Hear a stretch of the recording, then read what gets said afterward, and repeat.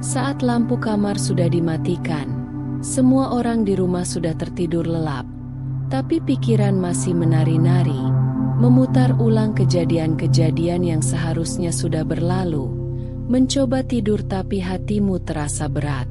Itulah overthinking. Bukan sekadar banyak berpikir, tapi sebuah perang yang diam-diam terjadi di dalam dirimu sendiri. Assalamualaikum teman-teman semua. Di video kali ini, kita akan membahas 7 bahaya overthinking yang mungkin sedang kamu alami sekarang, tapi belum kamu sadari. Yang lebih menyeramkan adalah banyak dari kita yang tidak menyadari bahwa overthinking bisa perlahan-lahan merusak hidup kita, tanpa suara, tanpa tanda. Tapi sebelum kita mulai, bantu channel ini tumbuh dengan cara klik tombol subscribe, like, dan tuliskan pesanmu di kolom komentar.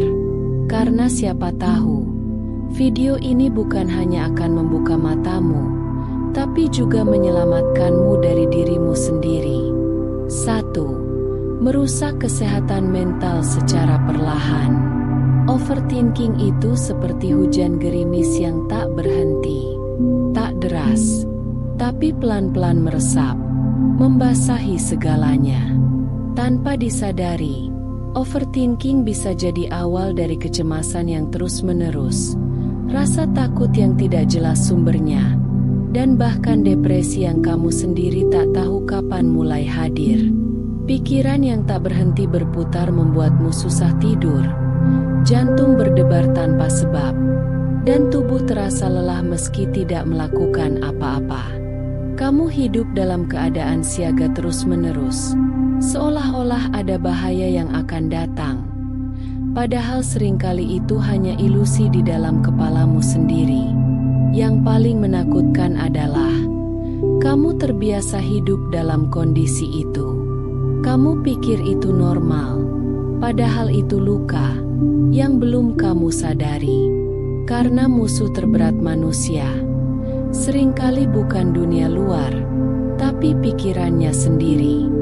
2. Menghambat keputusan dan tindakan. Overthinking membuatmu tahu apa yang ingin kamu lakukan, tapi tak pernah benar-benar melangkah. Kamu terlalu sibuk mempertimbangkan, terlalu takut membuat kesalahan. Kepalamu penuh dengan pertanyaan, bagaimana kalau gagal? Atau, bagaimana kalau orang lain gak suka? Atau, bagaimana kalau aku salah pilih? Lama-lama, kamu jadi ragu untuk bergerak. Semakin banyak kamu pikirkan, semakin banyak keraguan yang muncul, dan akhirnya kamu memilih diam. Tapi diam bukanlah solusi. Diam adalah bentuk lain dari menyerah secara perlahan. Kesempatan yang datang, kamu biarkan lewat, bukan karena kamu gak mampu, tapi karena kamu terlalu takut untuk mencoba. Jika kamu terlalu lama ragu, kamu akan kehilangan semua yang seharusnya bisa jadi milikmu. 3. Menguras waktu hidupmu. Waktu adalah satu-satunya hal yang tak bisa diulang. Tapi saat kamu overthinking, kamu membuang waktu hidupmu untuk hal-hal yang belum tentu terjadi. Berapa banyak malam yang kamu lewati tanpa tidur, hanya karena otakmu sibuk membuat skenario yang belum tentu nyata? Kamu hidup, tapi tak benar-benar hadir. Tubuhmu ada di sini, tapi pikiranmu mengembara ke masa lalu, atau terjebak dalam bayang-bayang masa depan. Padahal, hidup hanya terjadi di detik ini. Dan ketika kamu terlalu sibuk di dalam kepalamu sendiri, kamu kehilangan momen-momen kecil yang seharusnya bisa membuatmu bahagia. Overthinking mencuri waktu, dan waktu adalah hal paling berharga yang tak pernah bisa kamu beli kembali. 4. Merusak hubungan dengan orang lain. Overthinking bukan hanya menyakiti dirimu, tapi juga perlahan menjauhkanmu dari orang-orang yang peduli.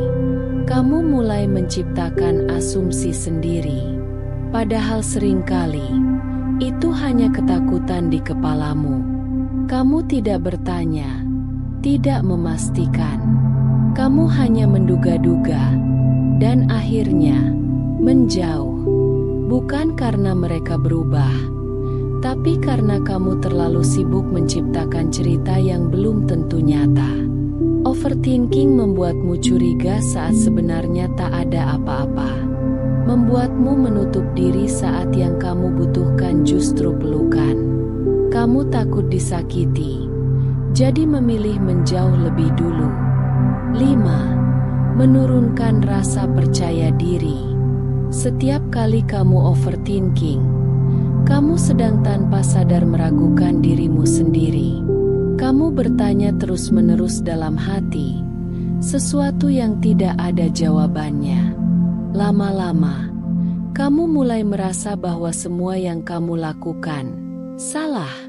Kamu menjadi sangat keras pada diri sendiri.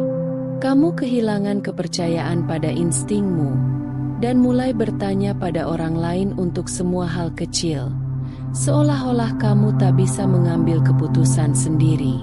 Padahal, dulu kamu yakin, dulu kamu berani. Tapi overthinking perlahan mengikis keberanian itu hingga habis. Yang tersisa hanya rasa takut akan penilaian orang lain. Kamu lupa bahwa kamu manusia, bukan untuk selalu sempurna, tapi untuk terus belajar dan bertumbuh. Tidak apa-apa melakukan kesalahan. Itu bukan kegagalan. Itu tanda kamu sedang hidup. 7. Menutup pintu kebahagiaan. Yang paling menyedihkan dari overthinking adalah kamu bisa berada di tempat yang aman, bersama orang-orang yang mencintaimu, dikelilingi hal-hal baik, tapi tetap merasa kosong. Bukan karena hidupmu kurang, tapi karena hatimu terlalu penuh oleh kekhawatiran yang tak pernah berhenti. Kamu sulit bahagia, karena setiap kebahagiaan yang datang, langsung kamu curigai. Dan tanpa kamu sadari, kamu sendiri yang menutup pintu-pintu kecil kebahagiaan yang sedang mengetuk. Overthinking mencuri kemampuanmu untuk bersyukur. Ia membuatmu hidup di dalam bayangan, bukan di dalam kenyataan. Padahal, mungkin kamu hanya butuh satu hal: berhenti berlari dari rasa takut, dan mulai hadir di momen ini. Karena kebahagiaan tidak selalu ditemukan dalam jawaban. Kadang ia muncul justru ketika kamu mulai melepaskan. Teman-temanku, berpikirlah seperlunya. Meskipun overthinking itu manusiawi, tapi kalau kamu biarkan terus, ia bisa menjadi racun yang membunuh perlahan.